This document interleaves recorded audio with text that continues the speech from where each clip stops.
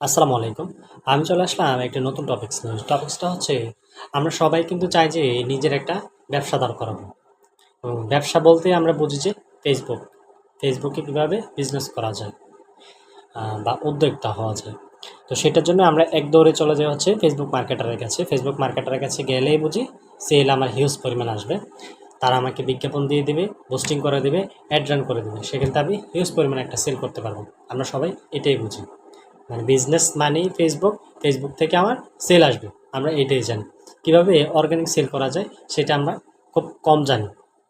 তো সেটা নিয়ে আমি জাস্ট আ কয়েকটা কথা বলবো। অর্গানিক সেলের ক্ষেত্রে আপনি কি করবেন? অর্গানিক সেলের জন্য আপনি প্রথমত যেটা করতে পারেন আ বা যেটা আপনার সবচেয়ে বেশি থাকা দরকার সেটা হচ্ছে আপনার প্রচুর পরিমাণে পরিচিতি থাকা লাগবে। আপনি যদি খুব বেশি একটা পরিচিত না হন তাহলে কিন্তু আপনি অর্গানিক সেলটা করতে পারবেন না। কারণ আপনার পরিচিতদের মাধ্যমে আপনি অন্তত শুরু করা লাগবে আপনার বিজনেসটা। অথবা যদি আপনার পরিচিতি না থাকে আপনার আত্মীয়স্বজন ভাই ব্রাদার যারা আছে বন্ধু-বান্ধব তাদের মাধ্যমে কিন্তু আপনি মূলত সেলটা ১ম এ শুরু করতে পারেন। তারপর দ্বিতীয়ত হচ্ছে আপনি প্রত্যেকদিন অন্তত ২ টা থেকে ৩ টা করে কনটেন্ট দিতে হবে। মানে ভিডিও দিতে হবে, স্টোরি, রিল, ছবি, কনটেন্ট যাই দেন। আপনি ন্যূনতম ডেইলি ৩ টা থেকে ৪ টা দিতে পারেন তাহলে বেস্ট।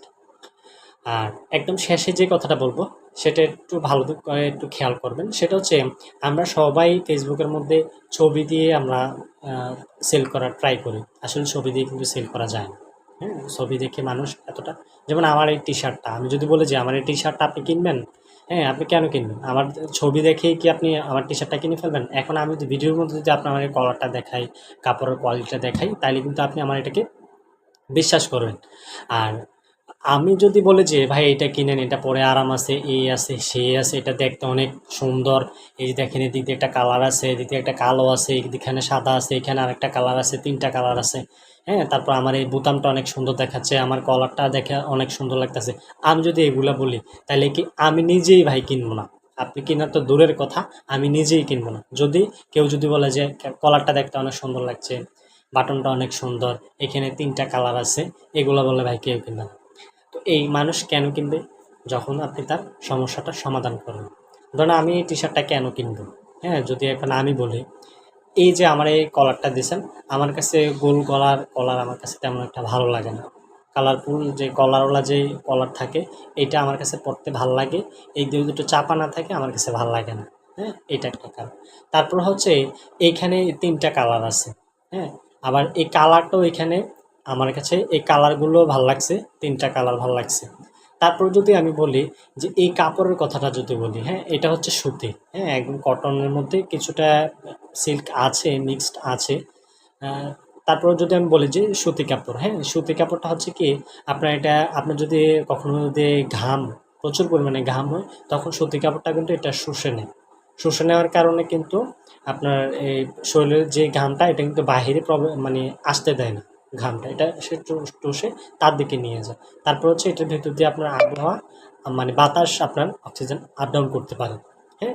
তো এরকম আপনি যদি তাকে আপনার প্রোডাক্টের ছোট যদি সমস্যার সমাধান দিতে পারে, তারপরে মানুষ সেটা কেন কিনবে?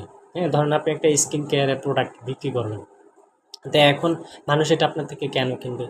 আপনার এখন একটা বার্ন হচ্ছে, হুম? ধরুন আপনি এই প্রোডাক্টটা কেন বিক্রি করা শুরু করছেন? আপনি যদি সেটা বলেন। ধরুন আপনার এখানে একটা বার্ন হচ্ছে। তো আপনি এই প্রোডাক্টটা আপনি নিজে ১ম এ বানাইছেন বা কারো থেকে নিয়ে আসছেন। তো দেখলেন যে আপনার এটা কাজ করছে। কাজ করার পরেই আপনি এই প্রোডাক্টটা আপনার উপর আপনার বিশ্বাস জন্মাইছে। তারপরে আপনি এই প্রোডাক্টটা বিক্রি শুরু করছেন। স্ক্রিনশট দিয়া তারপরে হচ্ছে বলে যে আমার এক ভাই রিভিউ দিছে বা এরকম বলছে। ভাই স্ক্রিনশট এখন মেক করা যায়, হ্যাঁ? স্ক্রিনশট এখন বিভিন্ন সফটওয়্যার দিয়ে তৈরি করা যায়। আপনি তার থেকে একটা রিভিউ চাইয়ে নিবেন, হ্যাঁ? ধরেন সে আপনাকে রিভিউটা সে লিখে দিছে। এখন লিখে দিছে তো এটা কি হইছে?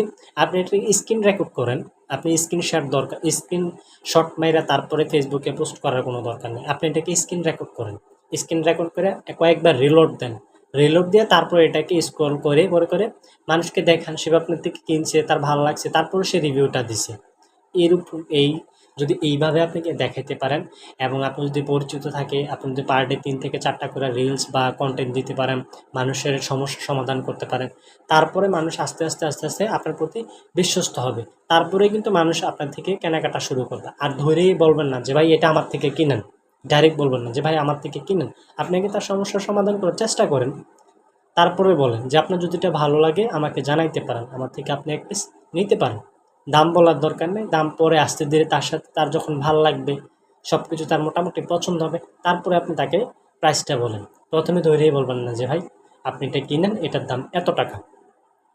তো আমার ক্ষুদ্র জ্ঞানে যতটুকু ছিল আমি আপনাদেরকে ততটুকু বলার চেষ্টা করেছি। এই পর্যন্তই। সকলে ভালো থাকবেন, সুস্থ থাকবেন। আসসালামু আলাইকুম।